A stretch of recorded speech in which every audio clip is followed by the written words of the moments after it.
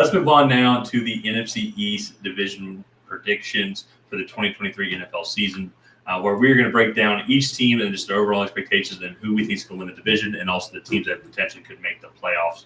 But before we do that, if you have not already, hit that subscribe button and also ring the bell to get notified when we create new content.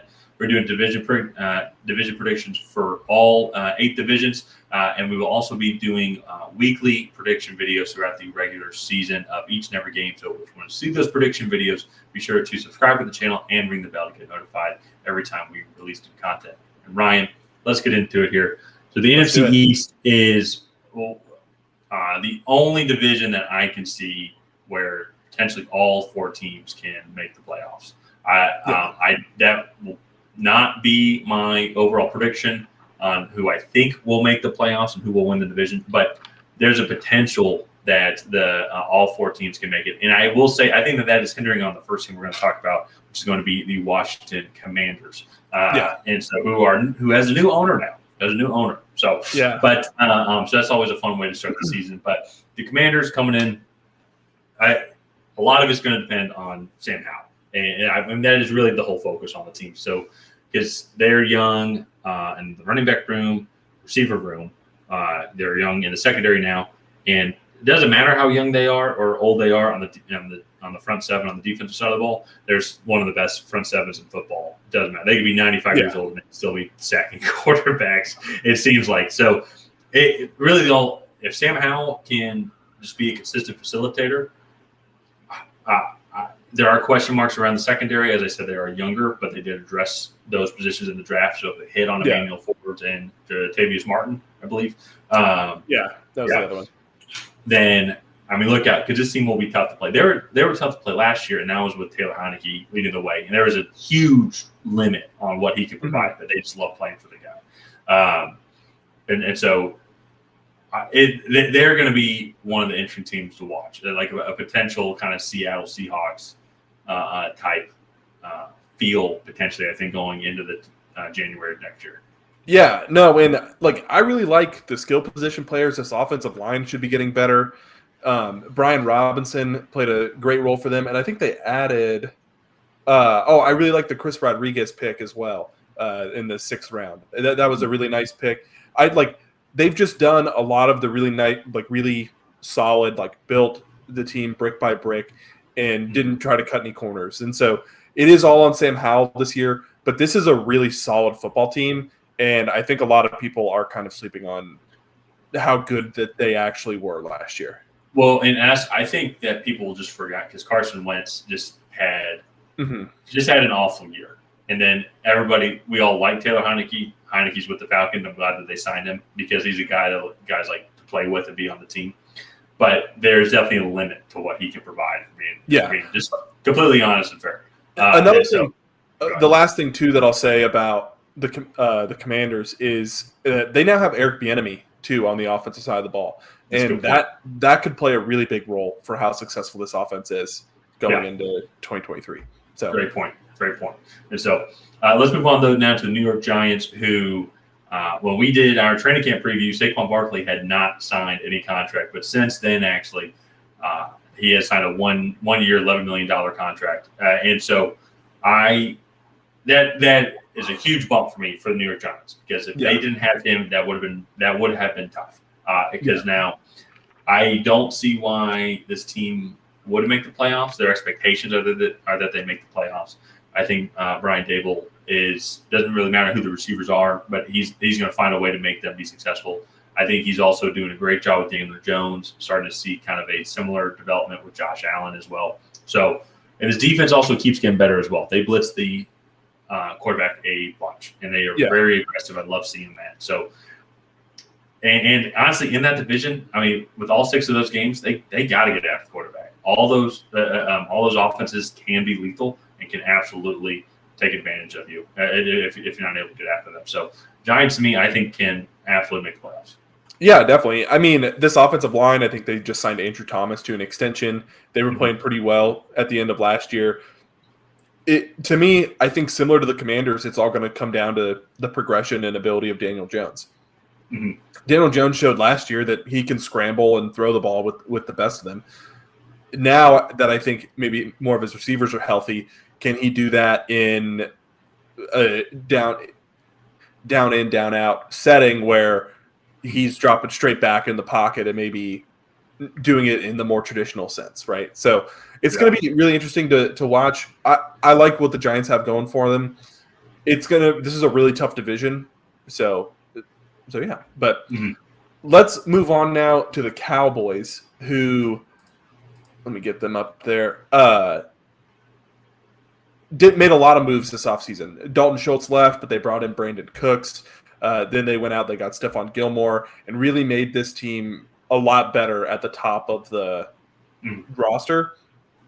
And then still kind of continued to fill in with depth through the draft and smaller free agent signings. So this team, I think they're going for it this year. I think they can really compete for this division. I know that's probably an unpopular opinion, but this team is as good as it's been under Dak Prescott, and it's really, really curious I'm really curious to see how they do.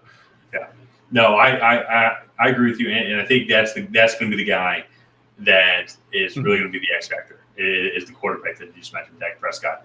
Can he finally lead this team to going past just the divisional round, going to the NFC Championship game, and then winning and taking them to the Super Bowl? Sorry, because you're right. This is the best team that he has. I mean, Brandon Cooks makes them, and let's say Michael Gallup can kind of become the Michael Gallup, or return to the Michael Gallup that we know he can be after that ACL injury that he was suffered 2 seasons ago.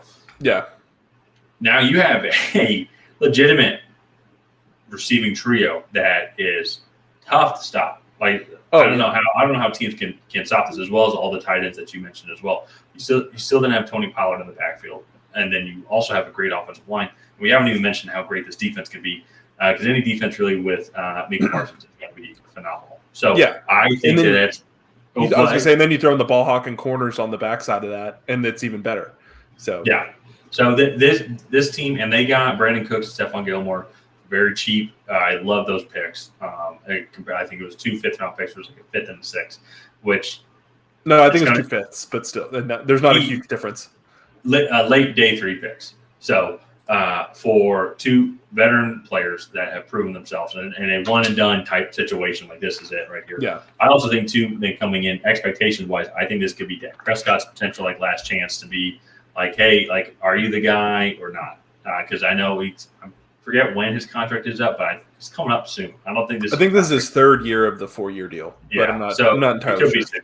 And I say the same thing about Mike McCarthy as well as a head coach. If you've watched the channel a lot, we are not big fans of Mike McCarthy, and I think that is a huge potential. If he can't do it with this team, it's kind of one of those like, what else do you need? Because I mean, this team on paper is really good, and if you can't lead this team past the 49ers, I guess, in the playoffs, then I don't know what else you need. Yeah, no, exactly. So this could be his last hurrah, in my opinion. I don't know where else they would go, like coaching-wise, but it probably will not be with him. So let's move on to the last team in the division, and that is the Philadelphia Eagles. And, I mean, they had an incredible 2022. This offseason, I think they might have lost a little bit more than people realize. Losing Shane Steichen to the Colts, losing Jonathan Gannon to the Cardinals, Javon Hargrave's big loss, TJ Edwards, another big loss. They did promote from within for both coordinator positions, I believe, as well as draft Jalen Carter to fill in that Javon Hargrave spot. But sometimes that doesn't always work out. And so I'm really curious to see how these changes play out. Can Jalen Hurts keep up his play from 2022?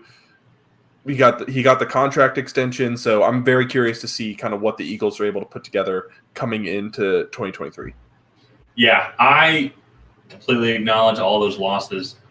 However, I really like Nick Sirianni. I feel like he had a much bigger say in that offense than the people give him credit for. Well, he obviously had a big say in that offense, but then Shane Steichen, I still feel like the same philosophies are there and similar play style and play calling will be there.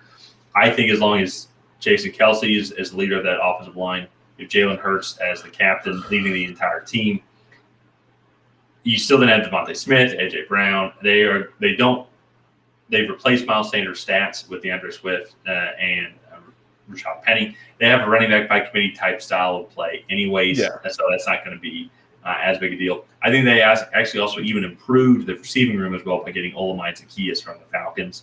I think he is a much more consistent option than Quez Watkins.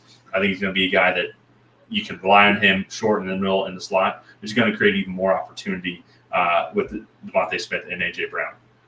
Yeah, this offense, I think this offense is going to be nearly impossible to stop. And on top of that, the defense, I think Jalen Carter. Yes, they lost Devon Hargrave. I think Jalen Carter could be the guy. I know there's all the speculations and everything of what type of football player does he want to be? Does he want to be there? That talent is still there, and I think he is in the perfect situation to show him, like, hey, if you want to become a Hall of Famer, like we all know you can be, follow Fletcher Cox, follow Brandon Graham, and he's there with a lot of his buddies that he won 2 national championships with, or at least 1 national championship with. So I think that it's going to be a good system for him to grow in. I think he's going to do great. So I'm a little curious just a little bit on how the secondary does. I know they're getting a little bit older. That weirdly seemed to say that it almost was like a soft spot for them. Like they were really good, but it also kind of seemed to be a weakness for them. And they were home run hitters. Sometimes they struck out. Sometimes they got a pick six. Like that's kind of the way that I would define it. They also had the benefit of the best pass rush in the NFL, possibly ever, playing in front of them last season. I think they averaged like a sack every 7 or 10 snaps. Like that's like absurd. And so that does sound very absurd. I don't have to check that out. But either way, though, not to take away. In general, I think that this is the overall most complete football team that answers all my questions. And so that's why I think that they're going to be the division winner of the NFC East. With the Cowboys, we've seen consistent inconsistencies from Mike McCarthy and Dak Prescott and this team. We've seen the defense be consistent in big moments, but offensively, they have not seemed to show up when they need them to show up. And so that's where we saw this team do this last year. And to be honest, we saw them do it even the year before when they were the 7th seed in the playoffs. We knew the type of potential. They were the number 1 run team in the entire league.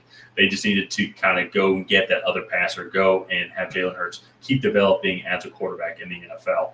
And now he's there, and so and yes, they lost some things, but they replaced them with potentially even better pieces. So that's the Eagles to me. I feel are going to be the division winners. Yeah, the Cowboys to me, the NFC is so weak. I just think this team is good enough. If they can't be the 7th seed in this division, Mike McCarthy's fired. Sorry, in this conference, Mike McCarthy's fired. Dak Prescott gets benched. I mean, because there's not. There are really only 7 or 8 good teams in the NFC. For being completely honest. Yeah. No, I mean, so I also think the Eagles are going to win the division. I am a little nervous actually about the Eagles. Over here I was reading something, and none of the previous 5 teams to make the Super Bowl and lose both coordinators the following season return to the title game the next year. Like that is a little concerning for me. Because that is a lot. Like that, those are the 2 people that run your offense and defense outside of the head coach, and so that's a little concerning. But I still think the Eagles are far and away the best personnel wise. Yeah, but how many times does that happen though? Like if you say, if it's 5 times. 5 times, So it's like it's not. If it was like 100, then I feel like that would be a little bit different. But 5, there's a first time for everything. Another team as well who I think can make the playoffs, and I think with Saquon coming back. This is the team I think that might be the most vulnerable, but just because, but will be the Giants. I feel confident that they can make the playoffs, similar to the Cowboys. But outside Saquon, they don't really have that like lethal home run hitter. They have just a very good system led by what seems to be a very good head coach. So if they a litany of supporting weapons. Yeah. So can they replicate that same type of offense production as they did last year? That's going to be the question to me. I feel like they can. they got a lot of those guys back. They're even getting some guys back from injury and improved a little bit as well, getting Darren Waller and also Jalen Hyatt as well in the draft. So I feel like they'll make the playoffs. I feel like they probably be a 6 seed. They potentially could be the 5th seed by outlasting the Cowboys, but that's going to be tough. So I will say the Commanders will not make the playoffs. That's going to be my prediction. And so only just because if I look at it, and spoiler alert, if you haven't seen the NFC North or the NFC West, the 49ers and the Seahawks are going to make the playoffs. So that's just going to be it as that. And so the Commanders can make the playoffs, but I have them on the outside looking in because the Seahawks and the Niners are going to make the playoffs. Also, Sam Howell at this point in time is too big of a question mark to come in and be like, I think that they will. Yeah. So that's my big thing with the Commanders. But I agree with you on the Giants. I think the Giants could make the playoffs, or they could be picking top 10. Like that to me is the scale for them. So I agree. Yeah, but let's go ahead and wrap up this video here. If you guys have not already, please go ahead and like and subscribe. And leave a comment down below on who you think is going to win the NFC East in the 2023 season. And other than that, we will see you guys next time.